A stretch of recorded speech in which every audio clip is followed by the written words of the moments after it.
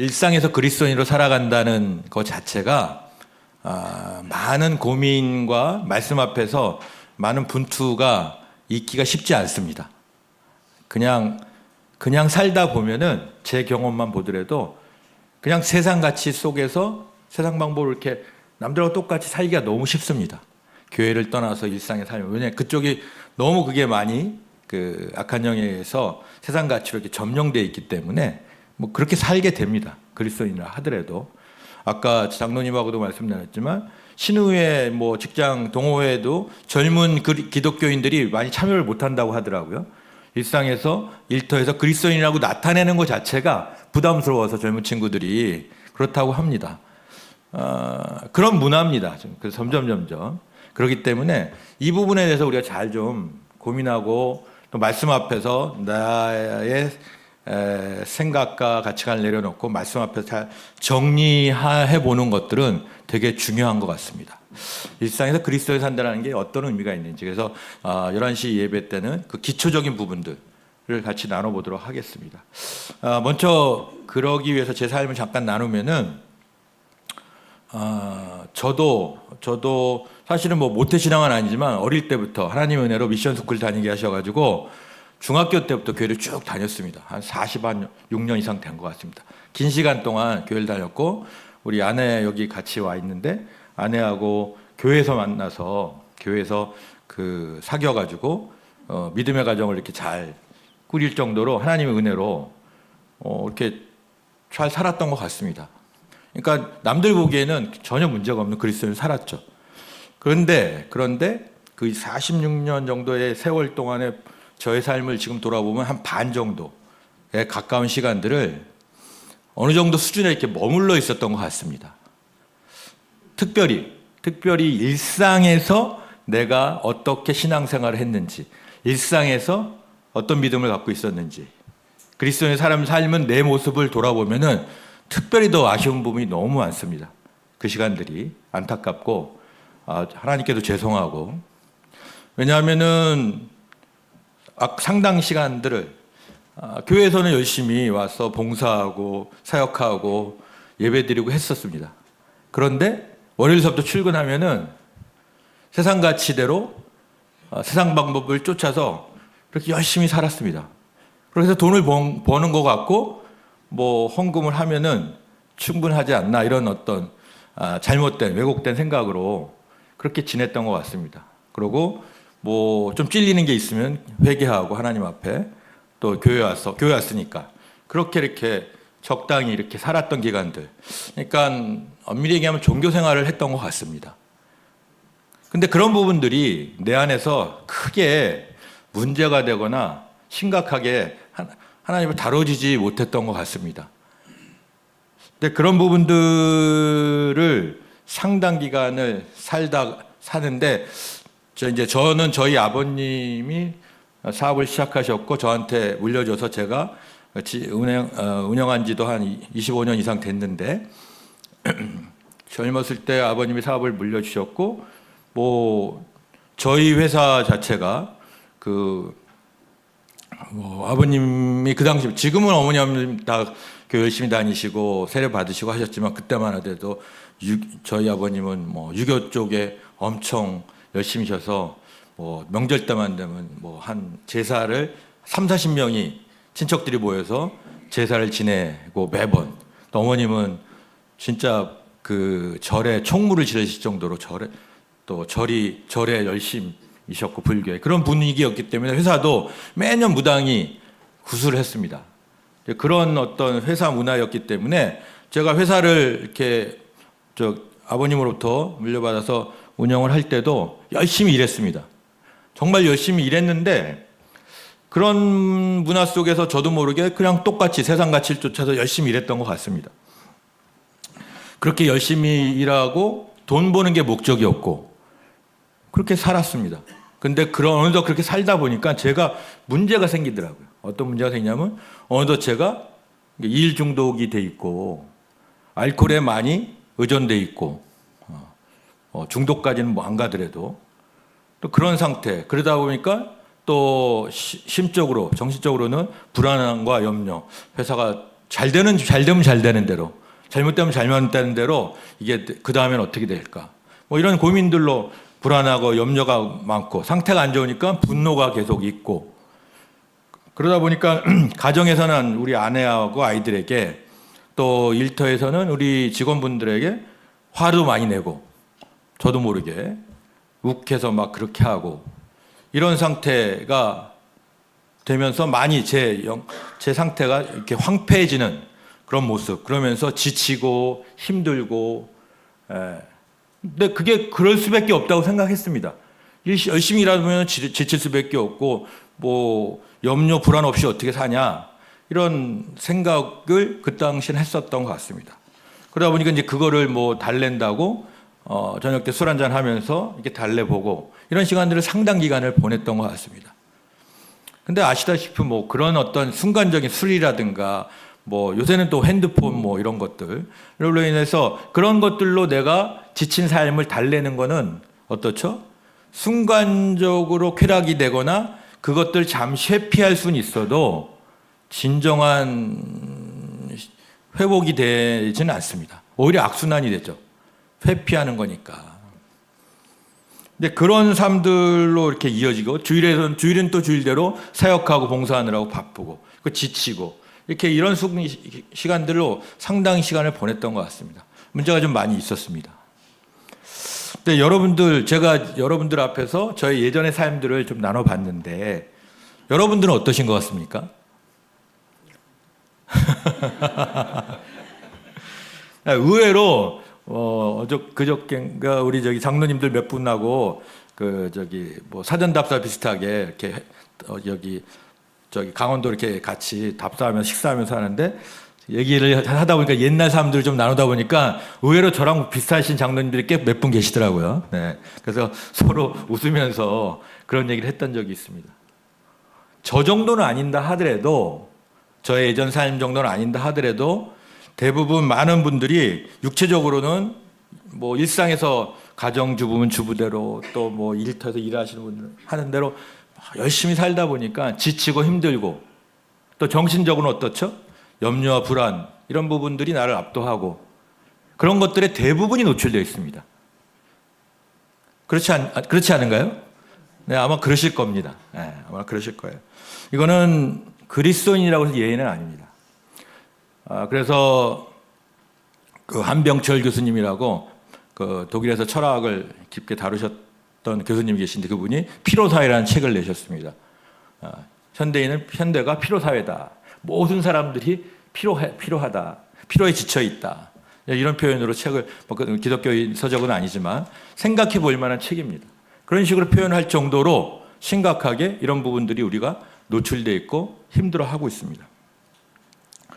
이런 저희들의 연약함을 우리 예수님께서 너무도 잘 아시기에 오늘 말씀으로 우리에게 해결책을 제시해주고 계시는 겁니다. 여러분들 오늘 마태복음 11장 28절 말씀 너무나도 잘 아시는 말씀이죠. 이걸 처음 듣는 분은 아무도 없으실 거예요. 그렇죠? 근데 예수님의 말씀은 우리가 아무리 자주 듣고 익숙한 말씀이라 하더라도 있는 그대로 우리가 소화하고 삶에 적용하고 그거 누릴 수 있느냐가 중요한 거 아니겠습니까? 예. 여기에 첫 마디가 뭐죠? 수고하고 무거운 짐진 자들아 이렇게 되어 있습니다. 그게 누구죠? 우리죠. 예. 여기에 예외된 분이 계십니까? 나는 이 말씀하고 관계가 없는 것 같아. 이런 분은 없을 거예요. 수고하고 무거운 짐진자들아 라고 말씀하십니다. 우리를 부르시는 겁니다. 그런데 그냥 부르는 걸로 그치지 않고 모두 내게로 와라. 다 내게로 와라. 어떻게 해주시겠다고요? 쉬게 해주시겠다고 합니다. 얼마나 반가운 말씀입니까? 네.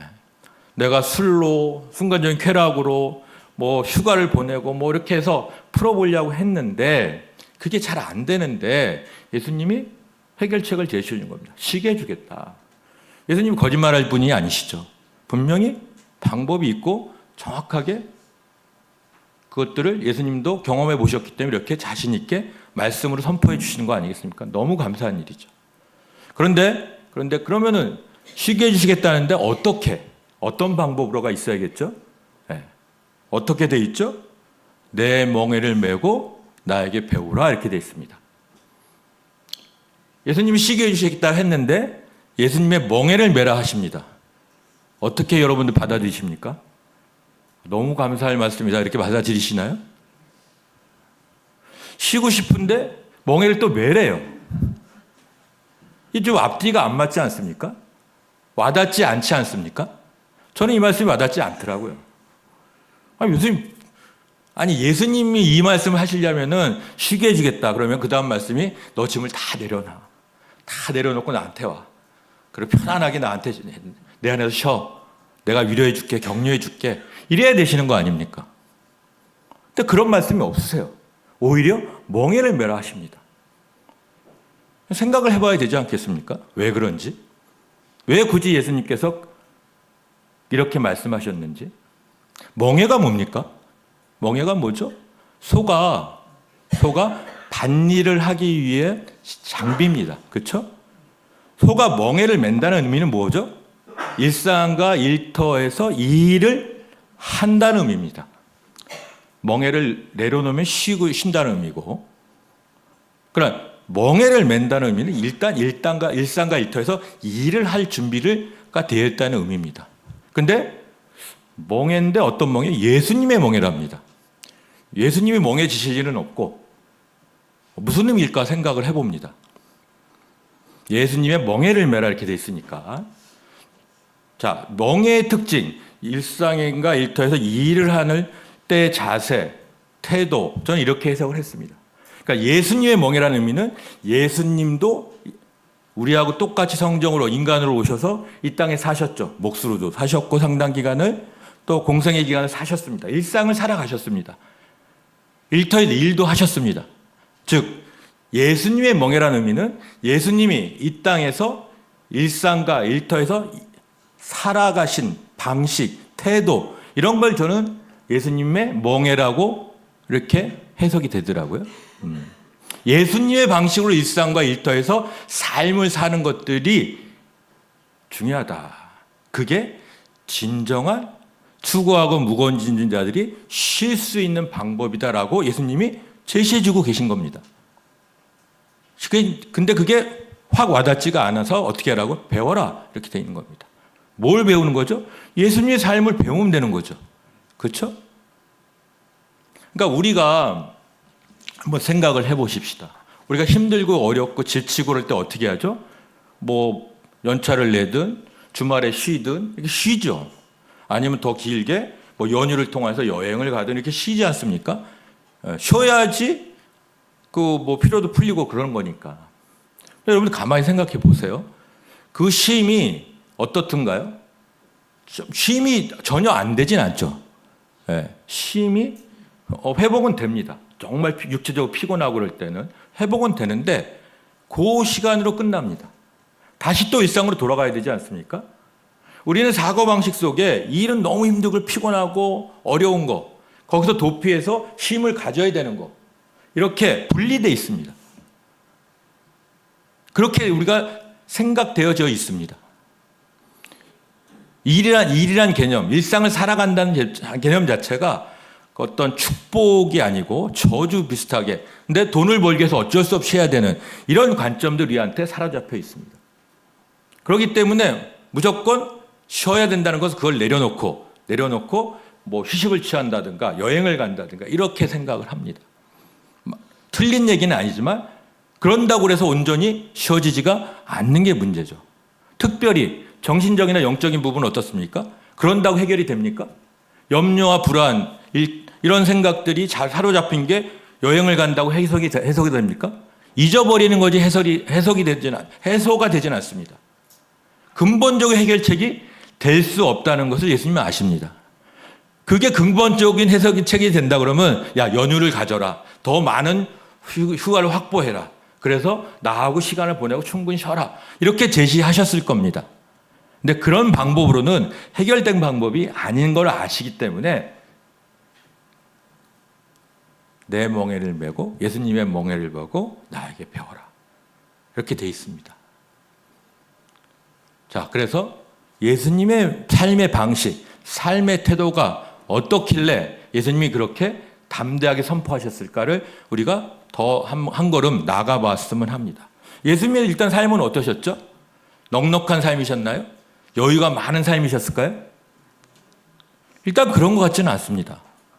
예수님의 목수의 오랜 시간들은 자세히 설명이 안 돼서 말씀에 잘은 모르겠지만 최소한 자세히 설명되어 있는 사복음서의 공생의 기간 동안 예수님의 삶은 어떻죠? 뭐로 얘기할 수 있죠? 일단 치열하게 사셨습니다. 분투하시면서 살았죠. 편하게 사시지 않으셨어요. 스케줄도 엄청 많으셨습니다. 계속 추종자들이 따르고 시간 되면은 뭐 병자를 고치고 귀신을 쫓고 또 말씀을 계속 선포하고 정신없이 사셨습니다. 분주하셨어요. 또 하나는 뭐죠? 고난이 엄청 많으셨죠. 그런 특징들이 있습니다. 그런데 그 예수님의 외적인 모습의 그 예수님의 삶을 보고 예수님이 편안하게 쉼을 얻을 수 있으셨겠다라고 생각할 수 있을까요? 그런 삶은 아니었습니다. 어찌 보면 우리보다 훨씬 더 피곤하고 지치고 어려웠던 삶이셨습니다. 그런데 예수님의 멍에를 매라고 하십니다. 그럼 뭔가 있는 거죠. 그 안에서 뭐가 있습니다. 뭘까요? 뭐 여러 가지로 얘기할 수 있겠지만 제가 본 예수님의 삶의 방식, 삶의 투쟁의 가장 큰 특징은 예수님이 하나님과 독대하는 시간을 무척 강조하시고 우선순위를 두셨다는 겁니다. 사복음서에 자세히 읽어보면 여러 표현들이 예수님이 새벽 미명예라든가 한적한 시간, 한적한 곳에 또 뭐 무리를 물리치시고 저녁 때 이런 시간으로 시간을 무조건 내셨습니다. 우선순위를 꼭 내셔서 시간을 내셔서 하나님과 하나님 아버지와 독대하는 시간을 무조건 가지셨습니다. 이건 철저하셨습니다. 자세히 읽어보시면 많은 표현들이 그런 표현들이 나옵니다. 아주 분주하고 계속 병자를 고치고 지금 열광하고 있는 때도 물리치시고 예수님이 혼자 그 시간을 선택하셨습니다. 제자들을 배를 태워서 가게 하신 다음에도 혼자 그 시간을 확보하셨습니다. 가장 큰 특징이 아닐까 생각합니다. 아마 예수님은 그 시간을 통해서 하나님 아버지와 친밀한 시간들을 누리셨던 것 같습니다. 하나님의 말씀을 받고 아버지 뜻을 발견하고 하나님과 교제하면서 그것들을 삶의 일상의 매일매일 삶의 루틴으로 습관으로 만드셨습니다. 이건 무지하게 중요하다고 생각합니다. 그게 습관이 되셨기 때문에 예수님이 가장 힘들었던 기도가 순간이 어디라고 보십니까? 여러 가지로 해석할 수 있겠지만 저는 예수님이 말씀하신 것 같은데 겟세마네 동산에 기도하실 때라고 생각합니다. 십자가에 달리실 때는 이미 그것이 어느 정도 해결이 된 겁니다. 예수님 내부적으로. 근데 겟세마네 동산에 가시면서 기도하실 때까지는 아직 예수님이 마음이 온전히 정해지지가 못했었죠. 그런데 뭘 하셨죠? 그때 기도하시러 가신 거죠. 겟세마네 동산에 올라가서 기도하신 거죠. 이게 쉬운 것 같아도요. 그게 습관이 안 되면은 우리가 정말 힘들 때 하나님 찾기 어렵습니다. 아이러니하죠? 우리가 기도하는 그리스도인들인데 정말 힘들 하나님 찾기가 어렵습니다. 그게 두려움이 확 엄습해 오기 때문에 또 누군가 사람을 매달릴 마음이 더 있고 해결책을 찾아야 되기 때문에 하나님 당장 눈에 안 보이시니까 찾기가 어렵습니다. 경험해 보신 분은 알 겁니다. 하나님과 깊이 있어 하나님 뜻을 물어보고 이런 시간들로 충분히 확보해서 그것들을 정리하는 시간들을 갖기가 되게 어렵습니다. 습관이 돼 있지 않으면 어려운 것 같습니다. 근데 예수님 그게 습관이 돼 있었기 때문에 그 시간에도 하나님께 나왔습니다. 그래서 자기 뜻을 말씀하시죠. 피하게 해주십시오. 아버지 이것들 나한테 피하게 해주십시오. 얼마나 간절히 기도했으면 땀방울이 핏방울이 될 정도로 기도를 하셨겠습니까? 그런데 그걸로 그치지 않고 하나님과 깊은 소통이 있으셨기 때문에 하나님 아버지의 뜻대로까지 그것들이 정리가 되시지 않습니까? 근데 중요하다고 봅니다. 이렇게 극단적 어려울 때뿐만 아니라 매일 하루하루 삶 속에서 하나님과 만남을 통해서 하나님 아버지의 마음이 어떤지 뜻이 어떤지 친밀함을 통해서 하루가 정리를 하셨습니다. 오늘은 내가 이렇게 살아야겠다. 이렇게 정리가 되고 이 안정감을 갖고 하루를 시작하는 거하고 분주하게 막 시작하는 거는 차원이 다릅니다. 여러분들 경험해 보시는 분들 있으실 겁니다. 그러니까 매일 말씀 묵상을 하고 하는 이유가 왜 그렇죠? 성경을 더 공부하기 위해서입니까? 아니죠. 나의 일상의 삶을 주님 앞에서 온전하게 다시 해석하고 정리하고 하루를 살아내기 위한 과정이 가장 중요한 의미 아니겠습니까? 예수님이 그걸 하신 분입니다. 두 번째는 예수님의 삶에서 두 번째는 그 하나님과 아버지와 친밀한 교제를 통해서 하나님의 뜻을 구별할 줄 알고 분별할 줄 알고 오늘 하루하루를 하나님 아버지 내가 어떻게 살았으면 좋겠습니까? 받아서 하루하루를 소명으로 여기고 충실하게 사셨습니다. 하루하루를. 뭐 십자가까지 먼 미래를 보고가 아니고 그날을 충실하게 사셨습니다. 왜요? 왜 그렇게 할 수 있나요? 두려움과 염려는 오늘 게 아니기 때문에 내일의 문제 아니겠습니까? 두려움은 당장 오늘 나한테 닥치는 게 아니고 내일에 대한 두려움이죠. 근데 우리는 땡겨서 그거를 생각하고 사고하면서 걱정합니다. 근데 내일은 나한테 지금 다가올 시간이 아니죠. 오늘에 집중하신 겁니다. 오늘 하루하루를.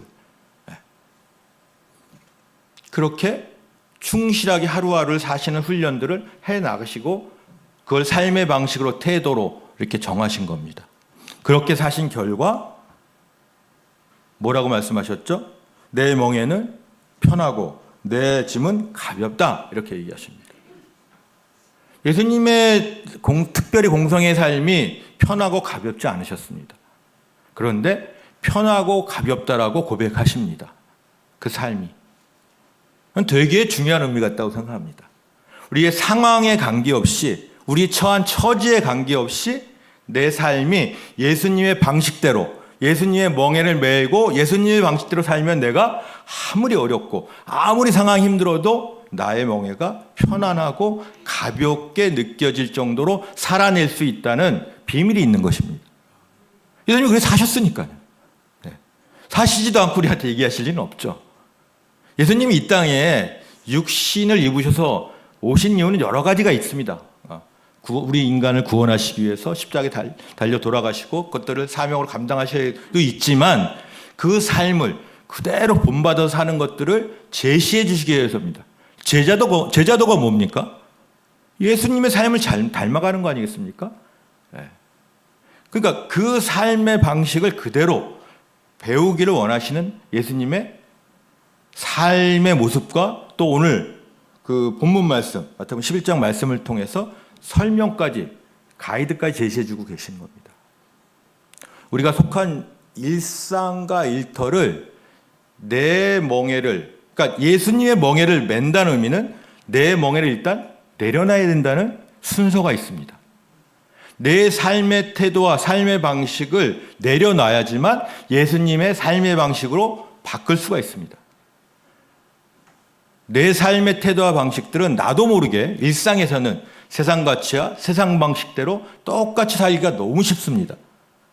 그거를 내려놓고 예수님의 삶의 방식으로 바꿔서 살아내는 훈련, 배우는 훈련들이 우리한테 있을 수 있을 것이냐, 예수님 도전하고 계신 겁니다. 그렇게만 살 수 있으면 오늘 얘기한 대로 나의 마음이 온유하고 겸손하니, 마음이 온유해지고 겸손해지고 여유가 생기고 아무리 분주하고 힘들어도 중심을 잡고 주님 안에서 주님과 동행하면서 한 걸음 한 걸음 세상을 살아낼 수 있다는 의미입니다. 이 말씀을 기반으로 해서 제 삶을 잠깐 돌아보니까 이 말씀의 의미가 저에게 이렇게 경험으로 이렇게 깨달아진 뭐 여러 가지 얘기들이 있습니다. 첫 번째는 제가 아까 말씀드린 제 삶이 너무 황폐하고 힘들었었는데 우리 아내가 그 옆에서 그런 저의 모습을 보고 저 때문에 그 당시에 너무 힘들었었는데 저의 그런 모습 때문에 주위 사람들이 힘들 수밖에 없죠. 화를 내고 뭐 이러니까. 그러니까 그래도 우리 아내가 뭐 그 당시에 그걸 다 인내하고 참아주고 뭐 이혼하지 않고 이렇게 와준 게 저는 얼마나 감사한지 모르겠습니다. 그런데 뭐 현명하게도 저한테 제자 훈련을 그때 권면을 해줬습니다. 강력하게 제자 훈련을 받으라고 권면했고 제가 제자 훈련을 하나님으로 받았습니다. 받으면서 제가 가장 크게 깨달은 것은 하나님, 성령 하나님께서 실제 하시고 내 안에 계시고 나의 삶을 이끌어 가시는 그런 존재. 그러니까 하나님이 그냥 관념적으로 여태까지 그냥 지식적으로 알았다면 하나님을 구체적으로 또 경험적으로 인격적으로 이렇게 만날 수 있는 시간들을 배우고 경험했다는 것입니다. 저한테는 엄청 컸습니다. 그게 좀 구체화되는 거죠. 그러다 보니까 하나님께서 저한테 먼저 말씀하신 게 하나가 있었습니다. 또 나하고 이렇게 만나는 시간들이 너무 적다. 나하고 이렇게 친밀하게 교제하는 시간이 너무 적다. 이 시간을 좀 더 확보할 수 없겠니? 이런 도전을 저한테 하셨습니다. 제가 바쁘다는 핑계로 그 시간들이 너무 말씀 묵상을 해도 그냥 숙제같이 하고 그냥 습관적으로 하고 이런 제 삶이 이렇게 이게 그 하나님의 말씀 앞에서 보니까 너무 그러니까 정성이 없고 진정성이 없더라고요. 하나님은 저를 만나고 싶어 하시는데 제가 하나님 살아계신 게 분명히 깨달아졌는데 그 하나님이 저를 사랑하시고 저도 하나님 사랑한다고 하는데 사랑하는 대상끼리 만난 시간들이 거의 없는 거예요. 말이 안 되죠. 하나님은 얼마나 섭섭하셨을까 이런 생각이 들더라고요. 그래서 결단을 하고 제가 여러 가지로 고민했는데 아침 시간을 확보하는 걸로. 저는 교회가 이제 너무 멀기 때문에 새벽 예배를 직접 교회 가서 드리기는 현실적으로 어렵고 그래서 제가 회사에 일찍 가기로 했습니다. 그래서 지금 빠르면 6시, 늦어도 6시 10분, 20분 정도 회사에 도착합니다. 그래서 8시까지 한 1시간 반 정도는 하나님과의 시간을 보냅니다. 말씀을 보고 묵상을 하고 찬양도 하고 기도도 하고 어떻든 오로지 하나님하고 시간을 보냅니다. 그 시간들이 저한테는 한 7, 8년 이상 됐기 때문에 꽤 오래됐습니다. 매일매일 삶 속에서 그러려면 일단 일찍 자야죠. 일찍 자고 일찍 일어나서 일찍 자려고 봤더니 늦게까지 있었던 4시간이 저한테 유익한 걸로 늦게까지 있는 게 별로 없더라고요. 그런 거 다 내려놓고 일찍 자고 일찍 아침에 그 시간들을 확보해서 하나님하고 시간을 보내는 것들이 습관이 되다 보니까 유익한 게 있습니다. 그게 해보니까 그거를 소홀히 하거나 안 했을 때는 하루의 삶이 엄청 정신이 없습니다. 중심이 잡히지 않고 안정감이 없어요. 하나님 앞에서 말씀을 하고 정리를 하고 하루를 시작하는 거하고 아닌 거하고는 너무 차이가 있는 거예요. 처음에는 모르고 그냥 했지만 지금은 그 의미를 아니까 안 할 수가 없는 거죠. 운동도 처음에는 그냥 억지로 하지만 습관이 되면 운동 안 하면 찌푸둥하고 그러신다면서요. 저는 운동을 그렇게까지 열심히 하는지 잘 모르겠지만 그러신다고 하더라고요. 비슷한 것 같습니다. 그러니까 목사님들이나 이런 분들이 새벽 기도를 꼭 쌓으신 이유가 그럴 수밖에 없겠구나. 이 시간들은 양보될 수 있는 시간들이 아니구나. 어떻게든지 간에 그 시간들이 확보되는 예수님이 그 시간을 그렇게 쓰셨기 때문에 어떤 루틴으로 어떻게 우리 각자가 하든 간에 이 시간들은 우리한테 또 제 개인한테도 무조건 확보돼야 할 시간이구나. 그래야지 하루를 아무리 분주하고 힘들어도 중심을 잡고 말씀 안에서 내가 버티고 흔들리지 않고 살아낼 수 있는 거더라고요. 두 번째로 주님께서 저의 일상의 삶을 보게 하셨습니다. 아까 말씀드린 대로 하나님과 친밀하게 시간을 보내고 살아계신 하나님이 저에게 깨달아지고 그러다 보니 그런 하나님이 나에게 왕 되신 하나님이시고 나의 주인 되신 하나님이신데 교회에서는 문제가 없는데 일상의 삶을 바라봤더니 그 하나님이 안 계시는 거예요. 내 삶에. 관여되시거나 주도하셔서 주인으로 끌고 가시는 모습이 내 삶에 전혀 없는 거예요. 회사에서 제가 일터에서 제 모습을 봤더니 여전히 대표이사인 제가 주인인 거고 그리고 세상 방식대로 세상 가치관대로 회사를 운영하고 경영하고 있더라고요.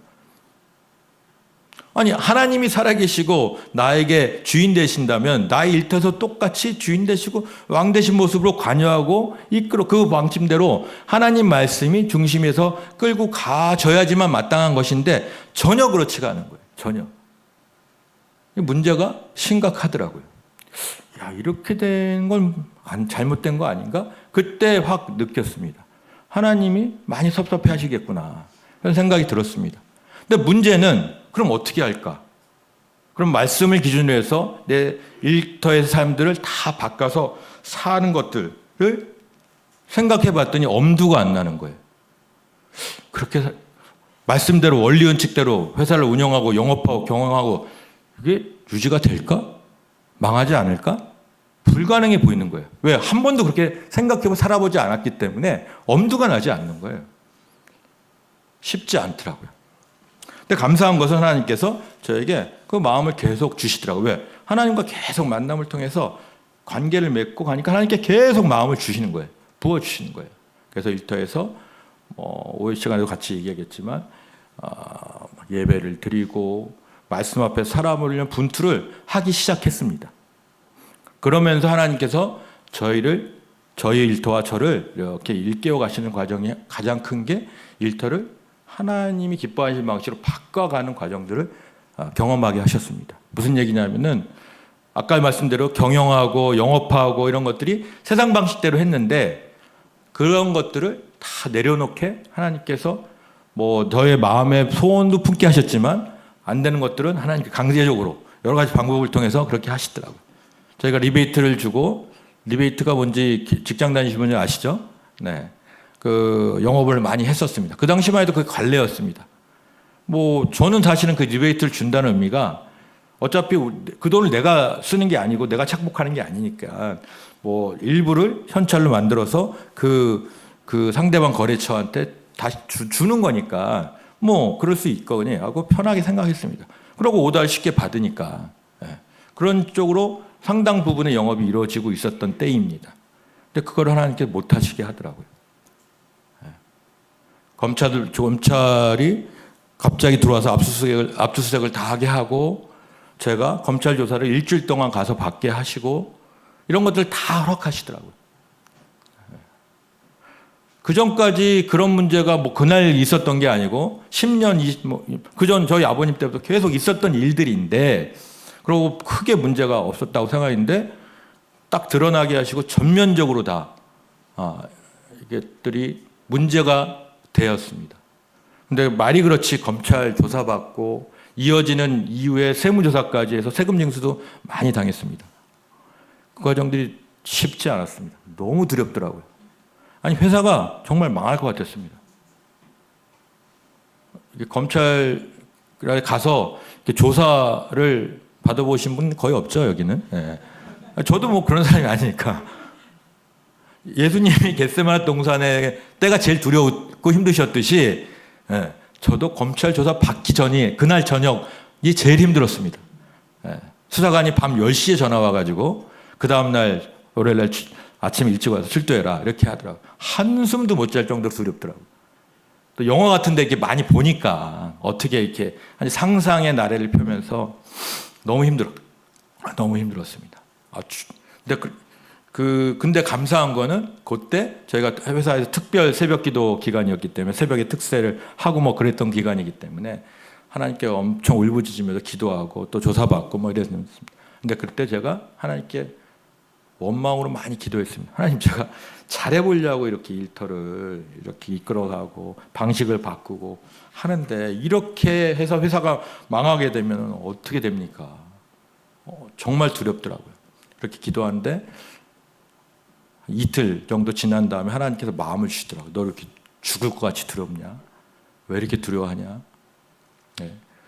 그 말씀 앞에서 제가 돌아보니 왜 죽을 것 같이 두려울까 보니까 회사가 망할까 봐. 그런데 하나님께서 그 다음 마음 주시는 게 너 회사가 망할까 봐 이렇게 죽을 것 같이 두려운데 하나님 너하고 나가 함께 있는 이 나의 존재 하나님의 부재 앞에서는 이렇게 죽을 것 같이 두려워한 적 있니? 이런 생각을 주시더라고요. 하나님이 없다고 느껴졌을 때 예수님으로 따지면은 예수님이 십자가에서 고통을 토로하실 때보다도 하나님 어찌해서 나를 버리십니까? 하고 얘기하실 때 절규하신 거 아니에요? 아버지라고 부르지 못하고 하나님이라고 부르면서 절규하실 때 그런 두려움, 하나님의 부재에 대한 두려움 앞에서 제가 죽을 것 같이 두려워한 적은 한 번도 없었어요. 그런데 회사가 망할까 봐 두려워하더라고요. 죽을 것 같이 두렵더라고요. 그걸 통해서 하나님이 이게 너의 우상이다. 너는 입술로는 일터를 나의 일터 이렇게 얘기하지만 너의 우상인 거다 라고 보여주시더라고요. 그 시간들이 지금 돌아보면은 하나님께서 아까 얘기하신 대로 예수님의 멍에로 삶의 방식으로 바꾸는 과정에서 저의 멍에, 저의 삶의 방식을 일단 다 내려놓게 하시는 그런 과정이었습니다. 그것들을 잘못된 것들은, 왜곡된 것들은, 이런 것들은 회복시켜 주시고 거룩게 하시고 깨끗게 하시는, 그래서 하나님이 기뻐하시는 과정으로 예수님의 멍에를 질 수 있는 준비 과정으로 하셨던 걸까 제가 깨달아집니다. 하나님 기뻐 받으시기 위해서, 하나님 주인 되셔서 이걸 이끌어 가시기 위해서. 지금으로서는 얼마나 감사한지 모르겠습니다. 그 이후의 과정들이 쉽지는 않았습니다. 왜냐하면 그런 것들을 다 폐했기 때문에, 폐하게 하셨기 때문에 정상적인 방법으로, 정직한 방법으로 영업하고 또 경영하면서 수익을 낸다는 건 정말 어려운 얘기입니다.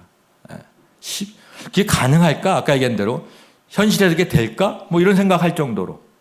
근데 신기한 것은 되더라고요.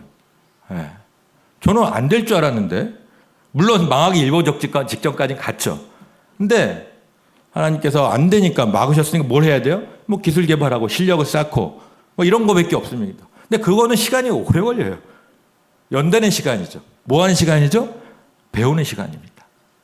예수님의 멍에를 매는 방식이 몸에 잘 맞도록 배우는 시간인 겁니다. 그 시간은 인내하고 가야 되는 거죠.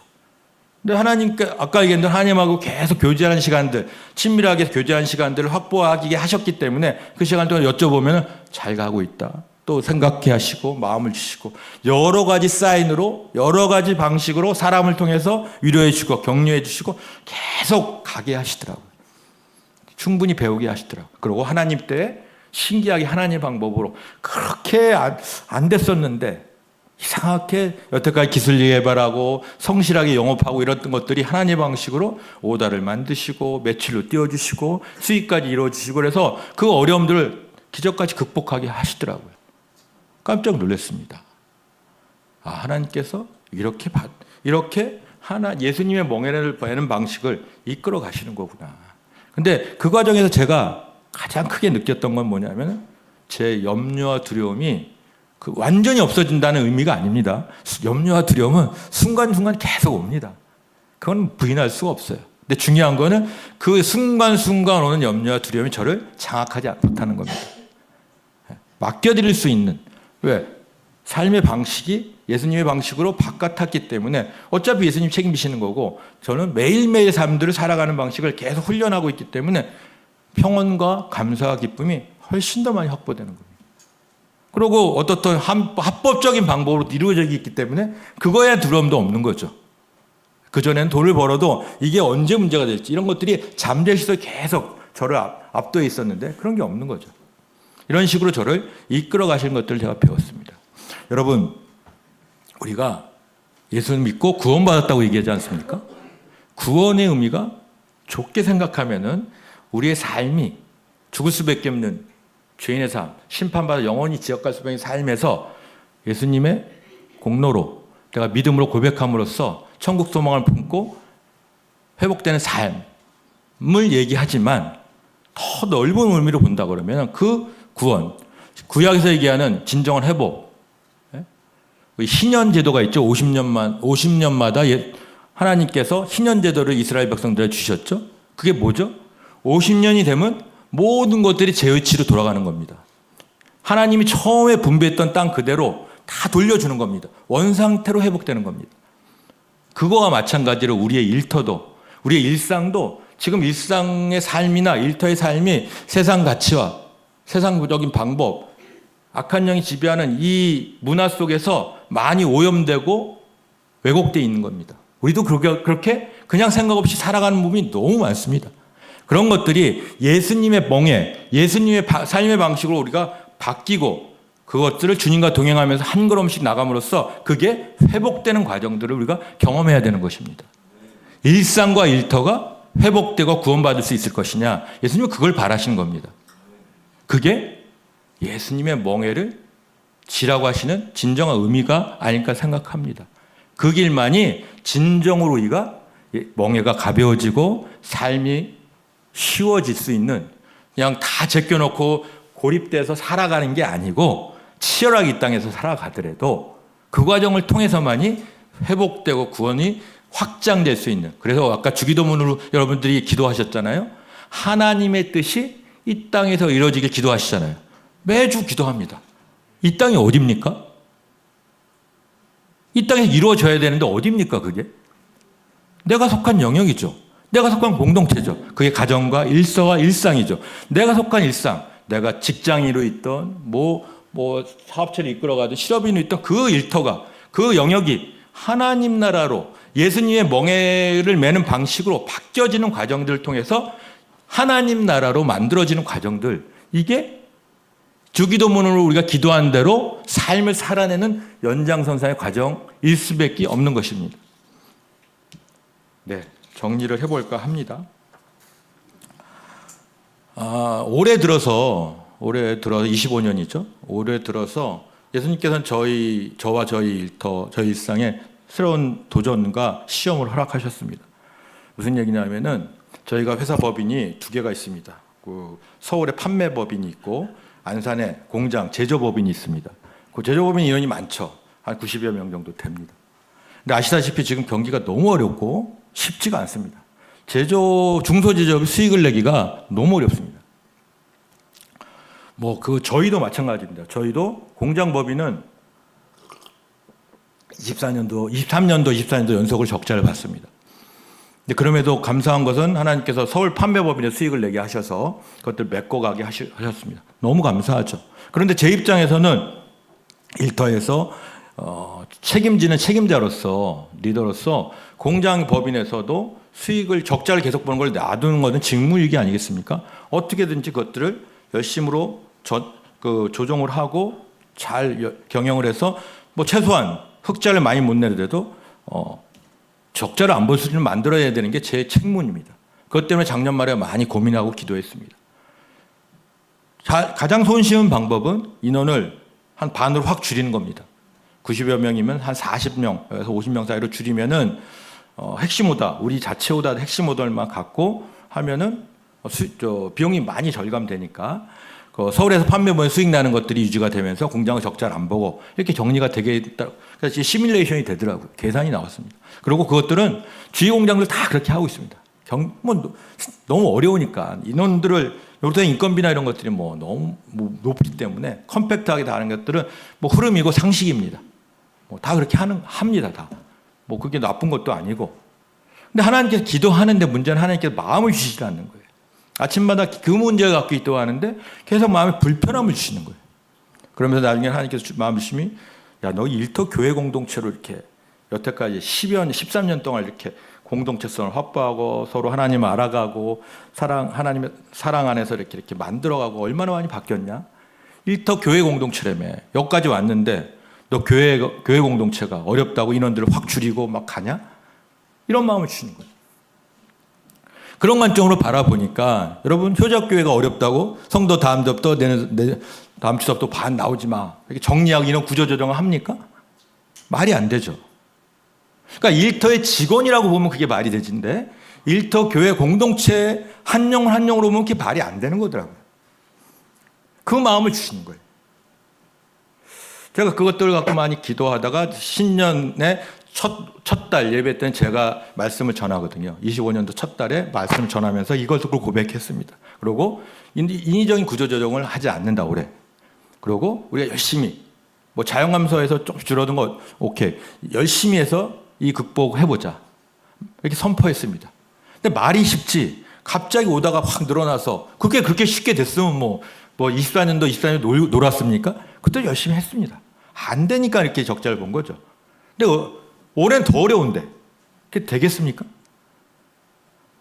열심히 주님 앞에서 그것들을 기도하면서 함께 여러 가지로 애썼습니다. 일단은 조금이라도 줄여보려고 제 연봉을 안 받겠다, 공장법인에서 이런 방법들로 여러 가지를 해봤습니다. 하고 있습니다. 조금씩 좋아지고 있습니다. 하지만 중요한 거는 금방이 아니라는 게 어렵습니다. 1월달, 2월달에 엄청 힘들었습니다. 물질적으로. 그때는 정말 내가 왜 이걸 이렇게 사서 고생을 할까? 서부터 야, 이러다 정말 잘못되는 거 아닌가? 이런 생각과 여러 가지 생각이 들더라고요. 그런데 하나님께 기도하면은 하나님께서 그 방향이 맞다 라는 마음을 계속 주십니다. 그래서 어렵더라고요. 그래서 마태복음 6장 33절에 보면 너희는 먼저 하나님 나라와 하나님의 의를 구하라 이렇게 되어 있습니다. 이게 하나님 나라와 하나님의 의를 구체적으로 구하는 방법이다. 그러면 어떻게 하신다고요? 이 모든 것을 더하게 하실 것이다 하고 약속의 말씀을 주셨습니다. 그 신년 예배 때 제가 직원들하고 나눈 말씀입니다. 그 말씀 붙잡고 가는 게 맞다. 그리고 아까 말씀대로 예수님의 삶의 방식대로 오늘 하루하루에 충실해라. 오늘 하루하루에. 내일 염려 걱정하지 말아라. 유지되고 있지 않니? 가봐라. 가고 있습니다.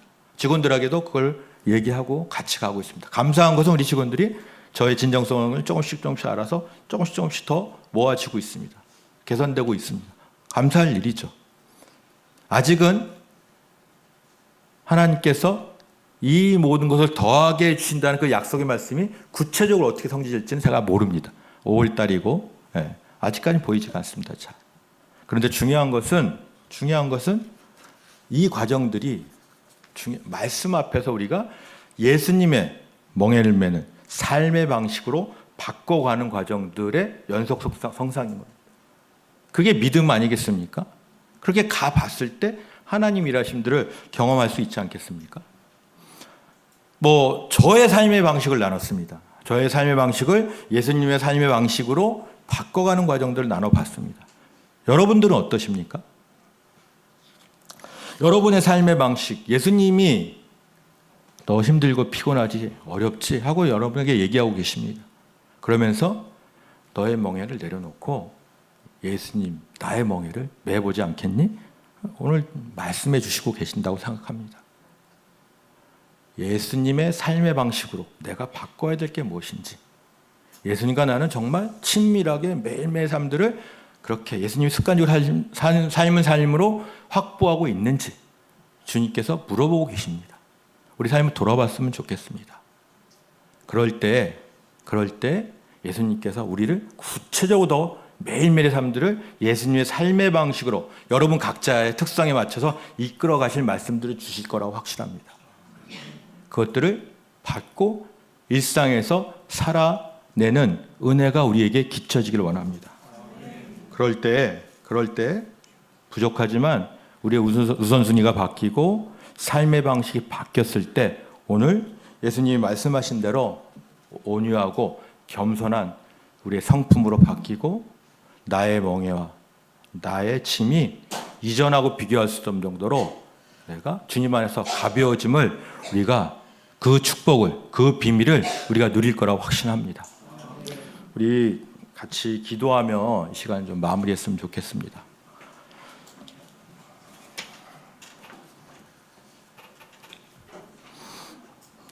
제가 말씀드린 대로 오늘 본문 말씀을 잘 묵상했으면 좋겠습니다. 수고하고 무거운 짐자들, 여러분 이름을 한 분 한 분 예수님께 부르십니다. 그러시고 아무개야 너 내게로 와라. 내가 쉬게 해줄게. 내 멍에를, 예수님의 멍에를 매라. 함께 가자. 멍에는 소 2마리가 함께 매는 경우가 많습니다. 혼자 매는 경우보다 소 2마리가 함께 매는 경우가 많습니다. 예수님의 멍에 너도 같이 함께 나랑 같이 매자. 나의 삶의 방식으로 온전히, 그러면 내가 너를 내 삶의, 예수님의 삶의 방식으로 바꿔갈 거야. 그걸 깨달을 수 있도록 나와 친밀한 교제 시간들을 함께 누리자. 그리고 매일매일 삶들을 나와 함께 그 길을 가보자 라고 초청하십니다. 구체적으로 그게 어떤 길인지, 나의 마음에 어떻게 도전으로 다가오는지 깨달으면 여러분들 묵상하시고 기도하시면서 그것들을 붙잡고 결단하시는 시간 되길 소망합니다. 우리 주님의 이름 한번 부르고 함께 기도하시겠습니다. 주여, 주님 감사합니다. 주님 은혜 가운데 아버지, 우리 말씀을 통해서 무거운 짐자 내게로 말씀하시는 말씀 붙잡고 나아갑니다. 하나님, 그 말씀의 삶들이 우리에게 구체적으로 적용되게 하여 주시옵소서. 아버지, 내가 메고 있는 나의 삶의 방식, 나의 멍에를 아버지 주님 앞에 온전히 드러나게 하여 주시옵소서.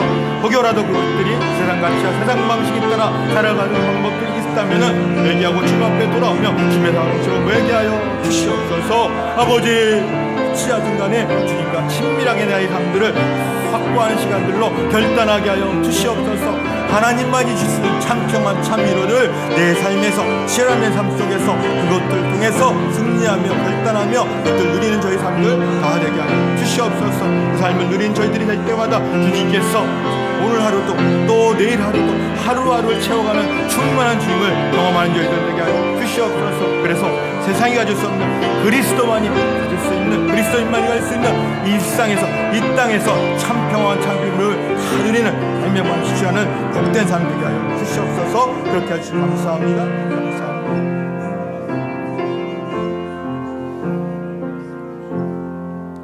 참 좋으신 하나님 아버지, 오늘 귀한 이 예배 자리 저희들 불러주시고 주님을 경외하며 주님을 경배하며 말씀 앞에 찬양 앞에 서게 하시니 감사합니다.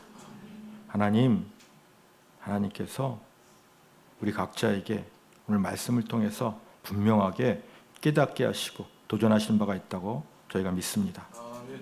수고하고 무거운 짐진 자들, 저희들의 마음을 너무나도 잘 아신 하나님께서 안타까운 마음으로 저희를 초청하고 계심을 믿습니다. 하나님 반응하게 하여 주시옵소서. 구체적으로 저에게 나의 멍에 나의 삶의 방식이 주님 앞에 다 드러나게 하시고 아버지 주님 앞에서 그것들이 바뀌어져야 될 부분이 있다 그러면 과감하게 결단하고 주님께 고백하는 시간 있게 하여 주시옵소서. 예수님이 보여주신 삶의 방식, 일상에서의 태도들을 우리가 묵상하며 그것들을 같이 주님과 더불어서 멍에를 매는 자들 되게 하여 주시옵소서. 그리할 때 세상의 분주함 속에서 세상에 우리에게 엄습해오는 염려와 불안 속에서도 주님 바라보며 주님과 동행하며 주님 안에서 하루하루를 풍성하게 충만하게 감사로 평안으로 주님 주시는 참 기쁨으로 살아가는 비밀들을 다 경험하는 일상의 복된 그리스도인 되게 하여 주시옵소서. 그렇게 해주실 주님을 찬양합니다. 이 모든 말씀 우리 주 예수 그리스도로 기도합니다. 아멘.